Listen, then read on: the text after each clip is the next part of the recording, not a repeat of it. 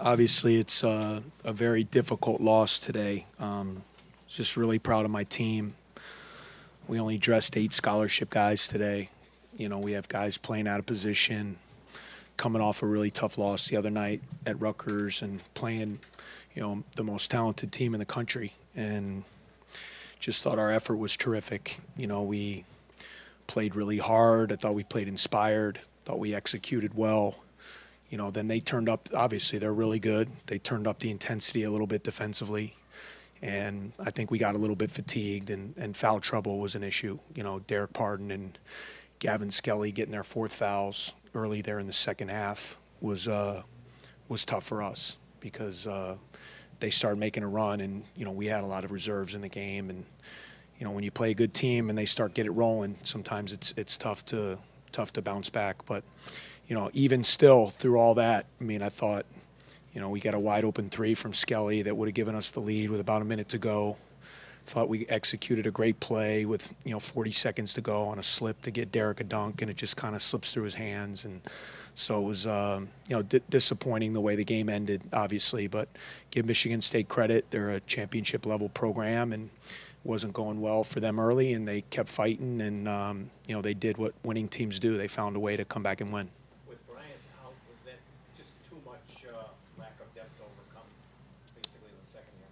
Yeah, I thought we got a little winded for sure, and I'm just proud of the guys. We were in foul trouble, So I only dressed 8 scholarship guys. So, and one of bitch being a point guard who started for 4 years, and we're playing a lineup out there of 3 wing guys, and I was really proud of them. I was really proud of Anthony Gaines. As a freshman, I think he showed today, what's to come with him, the way he battled and competed and athletically and.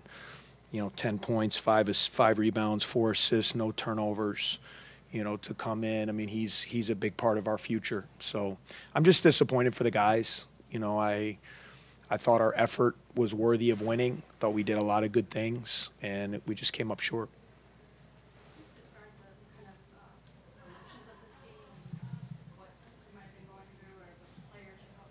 Yeah, we got off to such a great start. There's no question, and we were shooting the ball incredibly well, and I thought we were executing incredibly well. We were moving the ball. We were getting, they're a really good defensive team when they can lock you in on the side and kind of have their athletes in length. I thought early in the game when we were fresh, the ball was moving and we were getting open shots. We were attacking. I think them kind of ratcheting it up their intensity a little bit. There's no question about that. And then us getting a little bit winded maybe and wearing down, and then foul trouble. Skelly gets 2 quick ones to start the second half, and then Pardon, I think, has got 4 with like 14 and change to go. So, when you only have 8 guys and the two front court guys have 4, it puts you in a bind. And but then we hung in there. Obviously, they got the lead, and we could have completely folded, and we hung tough. We got some stops late. It was obviously a bang. I couldn't see, on the held ball there over at the end. I'm not saying it wasn't a foul, but it looked like we had Bridges in the corner there and it was our arrow. We would have had the ball to win the game with 12 seconds to go. So just disappointing. Obviously, throughout a game when you coach or when you've been around, your emotions kind of have to stay steady because it's a long game. It's a 40-minute game.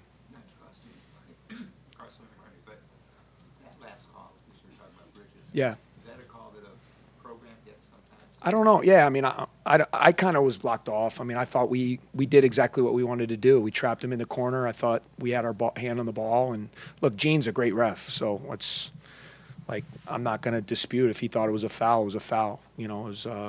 But those are sometimes the plays, you all of a sudden they call that jump ball. It's our ball. We got the last shot to win it. So sometimes that's the way it goes. It seems like, with some of the stuff we've been through here recently, the last couple of weeks, some of those breaks haven't gone our way, and it's part of sports. And you got to be tough. You got to keep fighting, and you got to make your own breaks going forward. You said Michigan State's the most talented team in the country. What aspects of them make you think that, and how did they show that in the second half? Well, their depth. What they play. I'm looking on our roster and theirs, and they just got a lot of guys who played. And I got very few who played. So, but when you have 2 top 10 picks, you're pretty talented. and you got a big guy like Nick Ward who's a load, who's just putting pressure on you all the time. He's big and strong, and whatever you guys call that move he does with his arms, I call it something, but whatever you guys call it, to draw attention to himself. But and Cassius has turned into an incredible point guard. I'm a big fan of his. I mean, he can make shots, he rebounds, he sets the table. So when you have a great point guard and you have two wings who are lottery picks, and you got a big guy who has to be double teamed, and you play 12 guys and 6 big guys, and you're well coached with a Hall of Fame coach, then you're going to be pretty good, and that's what they are.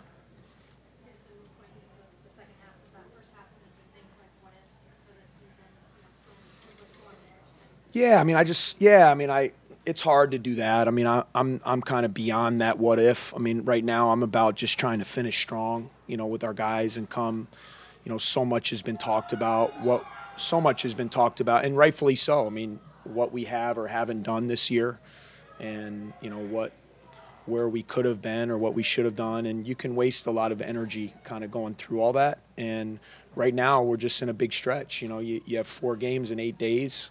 And, there's an opportunity for us to potentially move up in the league if, with 2 home games coming up again, and got to go to the road on Iowa next weekend. And we're just trying to finish strong. And, my philosophy with the guys is as long as you have a game on your schedule in front of you, let's work like crazy to fight to be at our best for that next game. And there's no question this one stings. I mean, you have a chance to play, number 2 ranked team on the country, and you're up 25, 27, whatever it was.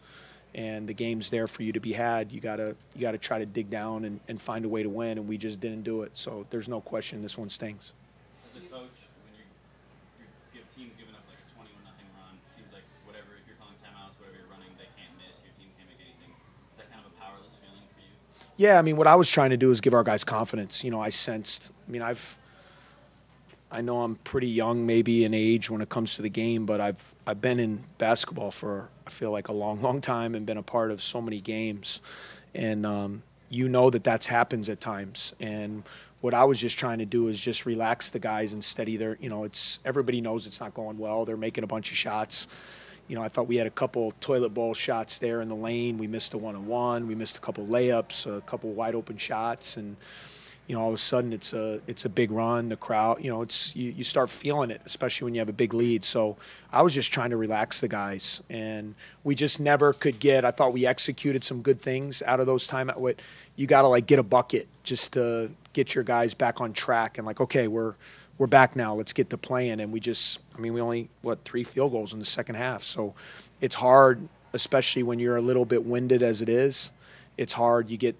When you're tired and you're not scoring, it makes you a little more tired, and we just ran into that in the second half.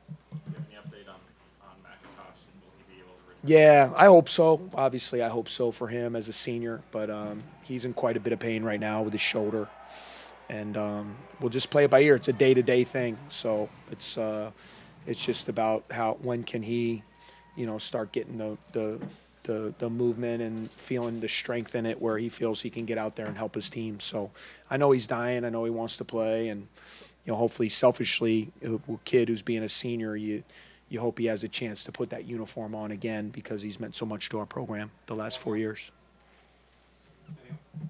So I know it didn't end up mattering in the end, but what happened in that first half to put up 49 points against one of the best teams? Yeah, I just thought we were really sharp. And I think we changed some things offensively because I knew we were playing a different cut. We didn't have McIntosh, so a lot of the things we do with McIntosh, we're not going to do, because we don't have that guy, So, we tried to take advantage. I thought we were posting our wings. We were bigger on the perimeter.